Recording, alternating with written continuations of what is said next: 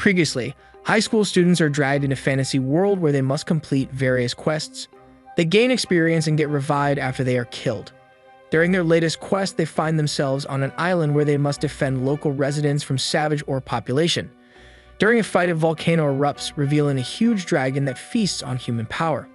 On their way to the dragon, our heroes fight a dragon bishop who reveals that he is behind all this mess. The dragon bishop comes to the castle and goes after Yu, trying to kill her.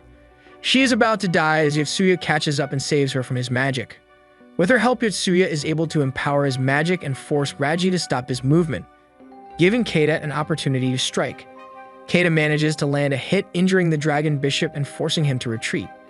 They realize that Raji inscribed a strange magic circle, which is the thing that is draining the life force from everyone. After they destroy the one which Keita remembered seeing, Yana and Katz go hunting down for the remaining ones, using Katz's amazing cartography skills to calculate their locations. With all of the magic circles gone, the dragon on top of the volcano is no longer getting energy, which forces it to retreat back into the lava. By doing that, the eruption stops and the situation on the island calms down. While checking the aftermath, they realize that Thanza sacrificed himself to prevent the ship from running into the flowing lava by placing his body in between the two, thereby saving everyone on board the ship. The following day, the locals hold the Victimania festival while using a Jiffin buffo as an offering, thereby completing the quest for the heroes. Cantle is adrift at the sea, being washed far away by the tsunami. He is spotted by Raji while he's flying away, who suddenly gets killed by the same lady who helped Takatati during their previous quest for Tina. She proceeds to save Cantle from certain death on the sea. The Game Master congratulates them on the quest completion. Keita gets to ask a question, and Game Master answers that Raji was trying to revive the dragon. Yotsuya is back in his hometown for summer vacation, where the Game Master appears in her little girl form, telling him about his impending meeting with his next party member. Soon enough, Yotsuya meets an English-speaking girl named Glenda. She claims to be there because a girl in white told her to.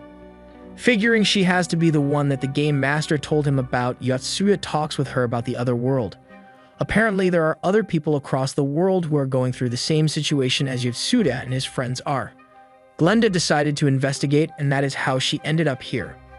Following her plan, Yotsuya invites Shindou and Hakozaki to come and film a recap of what happened to them in the other world, so they could expose it to a wider audience online and try to make contact with others who are going through something similar. The plan proves to be a success as they are able to contact others who are part of a similar situation. Getting summoned to the other world once more, the Game Master assigns the role of the Axe Warrior to Glenda before letting them choose their next quest. Before they can talk it over, Keita picks the quest which appears to be shorter, namely the quest to stop the destruction of the village Zagruth within the next 30 days. Once again, they decide to visit Kaval first, but the one they confuse for Kaval turns out to be her daughter. It was 17 years since the last time they were here, and Kaval has passed away. She tells them where to find that remote village and organizes a carriage to bring them as close as possible. Yotsuya struggles with his emotions once more, contemplating why Kaval liked him so much. The carriage drops them off near a large forest, and they need to search through it to locate their destination. On the way there, they stumble upon a goblin that turns out to be way stronger than the usual goblins they fought before. Glenda manages to take it out, and as they are talking about the unnatural strength of the goblin, Keita spots someone watching them. Chasing after the person, the party locates a lone house with a girl hiding inside of it. Hakozaki calms the girl down, and once she realizes that she is a hero, she becomes more approachable, introducing herself as Jesby and hailing from the village of Zagruth. After some small talk, Jesby ventures out into the woods to get some fruits. Upon her return, a human possessed by a monster appears, who she refers to as her father. Yotsuya explains how he heard about this from another person that contacted them online after their video. Apparently, it is a parasite monster called the wireworm, and once it has been attached to the host's brain, the host dies and becomes a mindless puppet for the parasite to use and feed off of. Hakozaki cannot bring herself to kill the possessed human, but Yotsuya steps in and decapitates Jesby's father without any hesitation. Afterwards, they burn his corpse in order to make sure that the parasite has been killed. After Glenda calms her down, Jesby leads them towards Zagruth. On the way there, she explains how the village chief is exiling people from the village once they get too old to do their jobs, or when they go against his word. The reason for that is because there is less and less food for the villagers, so they do it in order for the village to survive, but the chief has been abusing his power. Her father and his friend Dan were exiled because they protested against him. Now that her father is dead, she has to return and tell her mother and brother what happened. Dan, on the other hand, was nowhere to be found as he left her father and went alone in search of New Eden, a promised place for those who get exiled from the village to go to, but no one really knows where it is. On the way to Jesby's home, they run into her friend Frock, who tells her about her mother passing away and her brother Lannon becoming mentally impaired from the trauma. Yotsuya and Glenda decide to go confront the village chief about the situation in the village when they run into his granddaughter Iris. She's very spoiled and full of herself, but Glenda convinces her to bring them to her home so they can talk with her grandfather. After a short conversation, the village chief manages to trick the two, trapping them in his basement dungeon. Afterwards, he comes with his guards to get Jesby, but finds more heroes there, so he tricks them to follow him away from the village. His guards capture Jesby once they are out of sight. The village chief tries to make the remaining heroes fall into a bottomless pit, but ends up gravely underestimating them as Shindou easily overpowers him and takes him hostage. Shindou, Hakozaki, Takatati, and Keita escort the village chief back to his mansion, where they meet a mob of upset villagers and the guards who captured Jesby. Before they can expose the village chief, he uses his charisma and authority to sway the villagers to his side, painting the heroes as the bad guys. The arguing escalates, but Keita cannot tolerate the chief's behavior any longer. Ignoring the penalty for striking humans, he proceeds to beat up the chief, his guards, and any other villagers willing to stand in his way. They release Jesby so she can return home before forcing the chief to tell them where Yotsuya and Glenda are. As they are talking, a massive monster invades the village with a horde of other monsters following after it. Yotsuya and Glenda break out of the dungeon and rejoin with the other heroes just in time to come up with a strategy as to what to do next. Realizing that they cannot fight all those monsters, they decide to evacuate as many villagers as they can through a dried-up well behind the chief's mansion. While they are getting ready to evacuate, the monsters are rampaging through the village, slaughtering any villagers they come across. In the end, only the heroes together with the village chief, Iris, Frock, Lannon, and Jesby manage to escape. Considering that their quest is still active and they did not die, it means that the remaining villagers still count for the completion of the quest. With that in mind, they make their way towards the forest, hoping to find a safe place. Noticing some tracks, Yotsuya and Glenda go ahead to scout, while everyone else takes a break by a river. Yotsuya and Glenda find a small camp of humans after following the tracks, who quickly recognize them as heroes. While the others are resting by the river, they get attacked by goblins. As they are fighting back, Yotsuya and Glenda arrive to help. With them is Dan, the person who got exiled together with Jesby's father. After the goblins are dealt with, they all go to the camp so they could catch up. Dan explains that those who left the village ended up here, creating this small community. Yotsuya insists they should abandon the camp as it is not safe due to the monsters acting up. Dan suggests they try to find New Eden, explaining how that was the original goal for people who left the village before the chief began using it to get rid of those he did not like. The chief chimes in, telling them the full legend of how to find New Eden, which states that only those who choose to die on their own are able to find it. Dan and the rest reason that this means that New Eden is in fact the afterlife, and they are outraged by the secret the village chiefs kept from them for generations. Jesby speaks up, insisting that New Eden is real, and that the heroes will surely be able to find it. Without any better options, they decide to get out of the forest first, as it is dangerous and does not have much food. Dan tells them that there is a goblin settlement in the way, so Yotsuya decides to launch a sneak attack under the cover of night with Shindou, Keita, and Dan. It seems that the goblins were ready for them, and the sneak mission turns into a bloody battle. Back with the villagers, Glenda is telling more about her past to Hakozaki. Their conversation is cut short with the murder of the village chief.